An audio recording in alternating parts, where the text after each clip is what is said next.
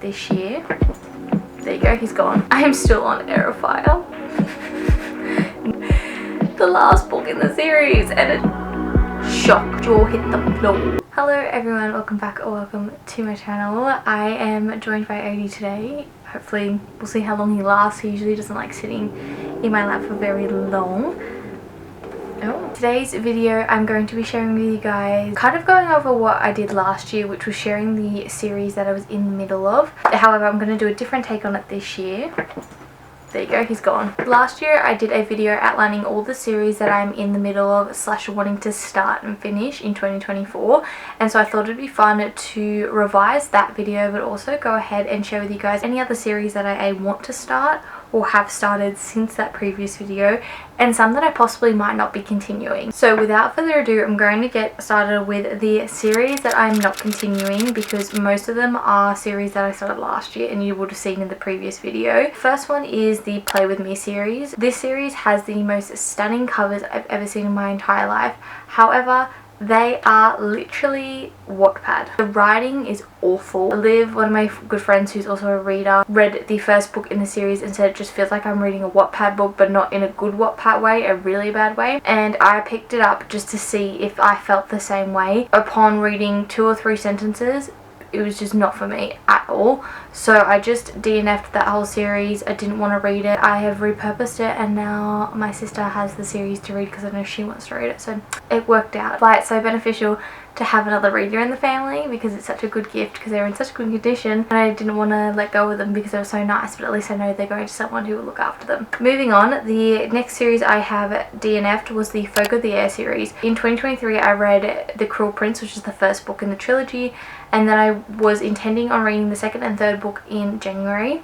I just could not for the life of me get amongst it. I tried so hard. The first book I didn't really enjoy, but I didn't mind. The second book, it just was dragging on for me and I couldn't get into it. It's very much a political fantasy, and I feel like for me that specific genre I do enjoy reading. However, I think I really need to be involved in the world and the characters to really enjoy that genre. Otherwise I don't really care what happens. So I just completely DNF'd it and was like, nah, we're done, disregard, not gonna do. Then the other one, which came as a shock to me, to be quite honest, which was the Once Upon a Broken Heart series. Now I read the first book in this series and I think it was too young for me. I think YA, as I've said in many videos before, is very hit or miss for me, and this was a miss. I just couldn't get around it. I read the first whole book. I wouldn't say it's terrible. I can definitely see why people love it. It just wasn't for me at all, so I've decided to not continue with that series. Now moving on to the more fun part of the video, which is sharing with you guys the series I did complete that I included in last year's video. So the first one was the Chestnut Spring series, which I think is such a great accomplishment because when I spoke about it in my previous video, I had not started this series whatsoever and I ate it up. It is one of my favorite series of all time. I'm just a small time romance girly and this series did not disappoint. Obviously I had some books in the series that I preferred over others, which is very much clear in any series. You're not necessarily gonna love all the books, but I will say I think my top book out of the whole series was Theo and Winter, which is Reckless. It was a unexpected pregnancy trope and it just made for such a good book, and Winter and Theo are just very well built characters, so I just had such a great time in that book. Then moving on to the Bridgerton series. When I started that video, I think I was like 3 books into the series at the time. I've now completed the entire series and it's very safe to say that I thoroughly enjoyed reading it.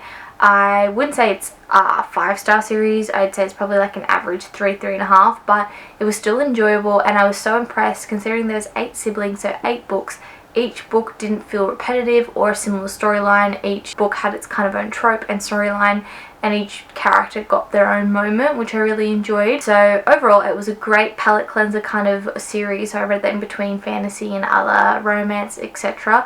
and I did really enjoy it. Kind of sad it's over, but I'm super glad that the TV show is still around and I can now enjoy the TV show a little bit more because I know background of all the other characters and I kind of know what's going to happen. So it'll be interesting to see what they take from the books and put into the TV show and what they change and things like that. The next series that I can say I've completed up until this point, because it is not finished is the Boys of Tommen series. So Taming 7 came out in April of 2024, and oh my days, I was so excited about it. I loved it. It lived up to the hype. Taming 7, I do believe, correct me if I'm wrong, is the first published book in the series. The other 4 books were originally indie published and then they were officially published. That is not the right terminology at all. They were extremely long, and whilst I still enjoyed the first 4 books in the series and I enjoyed how each couple got 2 books, I found with Aoife and Joey specifically that their storyline was a lot longer than it needed to be. I think there were some parts of it that could have just been taken out.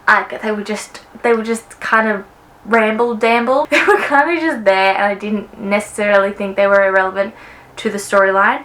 However, Taming 7, I didn't think it was too long, I didn't think it was too short. I thought the couple had enough time in the storyline. I know a lot of people felt that some other characters in the book got more time, and I do agree. However, the main thing to remember is we got to see Gibbsy and Claire throughout 4 other books, so we saw their development as a couple and individual through 4 books. When it came down to their book, it doesn't surprise me whatsoever that it was not necessarily quick, but there wasn't a lot of backstory to them because we already knew a lot. I think Chloe Wash did a great job and I really enjoyed it, and I cannot wait to see what the next book in this series is. Then I started and finished A Good Girl's Guide to Murder. This series has been on my list since probably 2021, and my god, it has now become one of my favorite series of all times. It was incredible. Holly Jackson was a new writer to me. I'd never read any of her work, and this series opened me up to her work, and now as you can see, I've read her entire backlist. I own all her books, I've read all her books, I'm obsessed with her.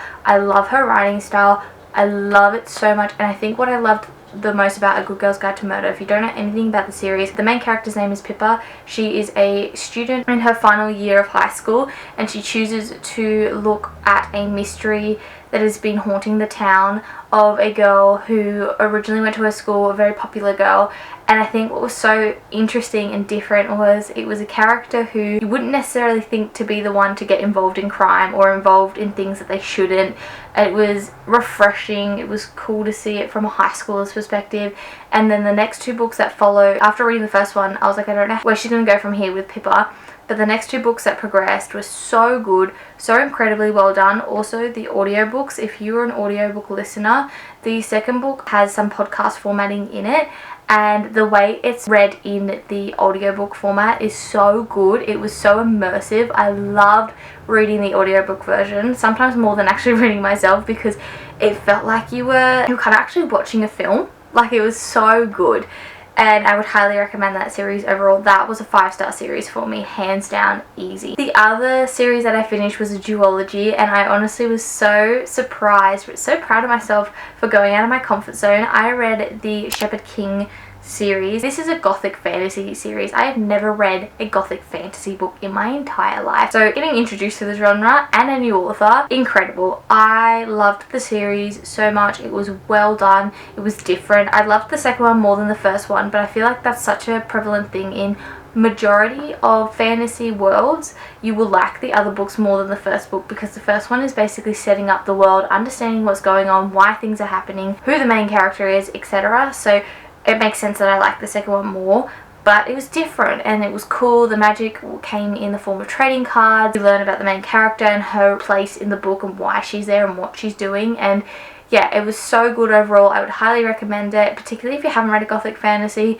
I would say it's a great place to start, but I also don't know, because I haven't read any other gothic fantasy, so if there are people out there who've read more gothic fantasy books and you recommend something more beginner than The Shepherd King, please let them know in the comments, because I have no idea. But for someone who'd never read gothic fantasy before, I felt like it was a good place to start for me because I understood it and it was enjoyable. Alright, now we're going to move on to series that I'm in the middle of. Is where it starts to rank up, people. The first 2 series kind of go hand in hand, and they were in my previous video, which was Off Campus and Briar U. Both of these series I'm in the middle of. Off Campus I'm up to the 4th book, and the Briar U series, there's 4 books. I have not read any of them. honestly, I just haven't been in the right headspace for it. It's a hockey romance. I obviously read a bit of hockey romance last year between Wildfire and Daydream, and I feel like although hockey romances are fun to read, you can only get so much out of that trope without it feeling quite repetitive. So I just kind of laid back and decided not to read much of that this year, but hopefully we'll see how we go this year. Maybe a good palette cleanser in between, but can't make any promises. Then we move on to Throne of Glass. I am still on Heir of Fire. Not intentionally, I'm just struggling. I am struggling so hard. I think I am an ACOTAR girly through and through, and a lot of people, you're either Throne of Glass or you're ACOTAR. I just loved ACOTAR. Loved it to death. And I think it's because I love the characters more, whereas Throne of Glass, I feel like Celaena's quite unlikable. The other characters I'm not really interested in. So when you're not interested in the characters, obviously you're not really going to be interested in the book. However, in saying that, I do want to give it a fair chance because obviously there isn't a possibility that we get further on in the book and I might enjoy it. But I feel like this series at the moment, I'm like literally in the 4th book and I feel like not much has happened. That's my problem. The feeling I'm feeling is kind of like in ACOTAR, where the first 50% of the book is kind of a drag, but like context is getting set up for the second half of the book. However, it's just being dragged over 3 books instead of one half of a book. That is kind of my feelings towards it.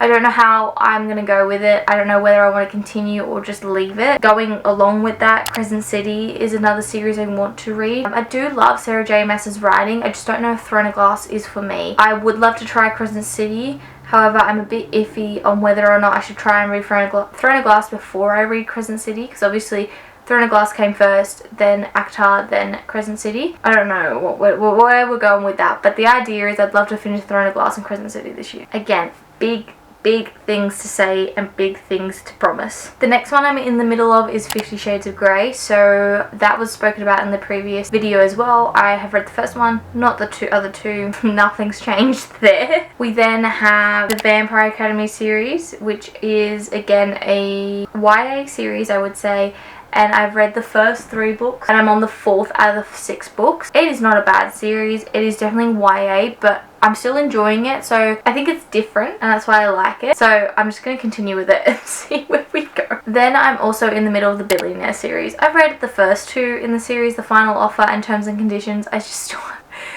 the last book in the series, and I've read the fine print, I've read Terms and Conditions, I haven't read the final offer. Like I'm 1 book away from finishing the series. I don't know why I haven't done it. Don't ask me why. I did do the stupid thing of reading Terms and Conditions and then going to go straight into the final offer, which I shouldn't have done. So that kind of threw me off it for a bit because I am personally a reader. I cannot read the series all at once. I have to break it up. The only exception thus far has been the Chestnut Spring series, ironically. But yeah, otherwise it's very difficult. It ruins the reading experience for me. It actually feels like I'm being forced to read the whole series at once and I don't enjoy it, and I'm a moo reader, so it just wrecks my experience and rating. So I try to avoid that as much as possible because I want to give every book the opportunity to get the best rating possible, or for me to enjoy it as much as possible, I should say, because rating's not necessarily what matters. It's obviously my rating is how I feel about the book, so I want it to be a good experience for myself reading the book. I started this year actually the Emily Wilde series. So I started with obviously the Emily Wilde's Encyclopedia of Fairies, and this is a cozy fantasy, again a new genre I introduced myself to this year. Go me. Didn't know how I feel about it. Yeah, I don't know. There's not much I can say on it because I don't know if I want to continue with the series or leave it at that 1 book. I did have a great time reading it, but it was definitely not something that obviously engaged me the full length of the book. It was very different, so I don't know if I'm just like the one or done or I want to continue on with the series. And that kind of also goes hand in hand with the Legends and Latte series. There's 2 books and I know there's a 3rd coming out as well. I really enjoyed the first book. Thoroughly enjoyed it. I thought it was so cool and different and fun. I don't know if the 2nd book in the series is going to be as interesting as the first one to me. So those 2 kind of I have included, but are very up in the air on whether I actually want to continue it or just keep it as the 1. And I probably will most likely keep it as the 1, but we never know. We're a mood reader. We are still in the middle of Powerless. I am up to date with Powerless, so the last book comes out this year And overall, my thoughts and opinions on it, I enjoyed the novella more than I did the first and second book in the series. The second book, hated it. First book, it was alright. It's something crazy. I feel like there's better fantasy books out there, but it was still a decently enjoyable time. So I want to see how I go with the third book in the series. I feel like I've made it this far, I may as well just keep going with it. But that's all I have to say on that one, really. The other one I got up to date with was Molly the Maid series. So I didn't realise it, but there was actually a novella that came out end of last year, which was a Christmas novella. So I picked that up obviously and read it, and it was really cute and sweet. And then the last book in the series comes out this year, I believe. I feel like Molly the Maid, the first book was great. It's different, it's unique, and I love that the main character isn't really well defined, so that anyone can read the book. It doesn't specify what the character has. You can just relate to it in your own ways on how the character reacts or experiences things, and it's really enjoyable. It's a mystery book, so it adds another fun element to it, and it's just, I think the fun around it is it's a character you wouldn't expect to be in a mystery book that makes it all the while more interesting and more enjoyable. We then move on to Love Like Farms. I've read the first 2 books in the series. There's 4 in total. I have read Love Like Farms and In the Weeds, and I just got to read Mixed Signals and Business Casual. Again, these are like light little palette cleanser kind of books, so just read them in between. I'm also in the middle of the Windy City series, so I started that last year. Don't think I mentioned it could have mentioned it, I can't remember, in my video, but that follows Mile High, The Right Move, and the other 2 books in the series, which I don't have in front of me. That's why I can't name them. I've read the first 2 books, thoroughly enjoyed it. Controversially, also enjoyed Mile High. Like, it wasn't the best book, but I thoroughly enjoyed it still. So, for those of you saying to skip the first book in the series, I would kind of argue don't. Have a go. If you don't like it, skip it. But I feel like it's still worth having a go and reading, rather than just fobbing it off straight away. That's my thoughts on it. Another controversial series, I'm in the middle of the Magnolia Parks books. I have read the first 3 books in the series. Technically, I have 2 more until I'm up to date. I'm going to say it now. Don't hate me. I am not a Magnolia fan at all. I think there's parts where I feel awful for her. I don't hate her, but I thoroughly dislike her character and BJ. I think the toxicity is so annoying. Like, it literally feels like I've got a flower in front of me. I'm just picking the petals off going, he loves me not. That just is what it feels like the whole time. I think what's annoying is Daisy Hates I like. And I think also I like her books more because there's a trope behind it, versus Magnolia is just more very character driven. The character driven book is like 500 pages, like so long, and then the Daisy Hates books are not that long at all. And I'm like, but there's a plot behind your books, mate. I was like, I want to read more of you. So yeah, that's what I would say. It's not my favourite series in the entire world. Like, even Daisy Hates, I'm not always the biggest fan of what is being written, but I really just want to read the whole series. I think it's just one of those series that I'm just going to like suck it up and try and keep going. They are beautiful covers, and I just don't want them sitting on my shelf not being read, you know? Like, that just feels like a crime. So I do want to see how I go. And the next one's obviously a Daisy Hates book, so we could be okay. We could be alright. Also, the way The Long Way Home ended, shock, jaw hit the floor. So I'm like, I think I need to go ahead with the other ones. And the final book I have started in 2024 that I would like to finish this year is the Gold Rush Ranch series. Obviously, you kind of guessed it. Loved the Chestnut Spring series by Elsie Silver, so I want to continue her backlist. Literally a box on my bingo card in my bullet journal is to read Elsie Silver's backlist. So she has the Gold Rush Ranch series, the Chestnut Spring series, and the Rose Hill series. And the Rose Hill series is what I was going to mention in a series I want to start this year, so that kind of segues into that. I've read the first 2 books out of the 4 of them, and I will say the second book I got a bit bored of. I will mention. First book was good. Second book, like, I liked the characters, but I felt like it just dragged out. So I don't know how I'm going to feel about Leon Ledoux, but we'll see how we go. I still want to finish them because I did enjoy them, and again, they're good palette cleansers. Say it with me. The other one that I started this year is the Edens series. So this has 6 books, and I've read the first one, and I really enjoyed it. It was romance/mystery, which I didn't think were elements I would enjoy together, and it was well done. And I could not figure out who was wrong in the mystery, so when it did come out I was like, oh my god, would not have thought of that. But yes, I had a good time. I'm going to continue on. It actually, honestly, the first book gave me Picnic at Hanging Rock vibes. That is how I felt. Like, the environment, the setting that the book is set in, that's how it felt Not the storyline, but the setting. That is how I felt. This goes hand in hand with series I'm up to date with / completed, which is the Empyrean series. And as I'm filming this, I actually finished Onyx Storm today, and that will be coming in a reading vlog. You bet your bottom dollar it will.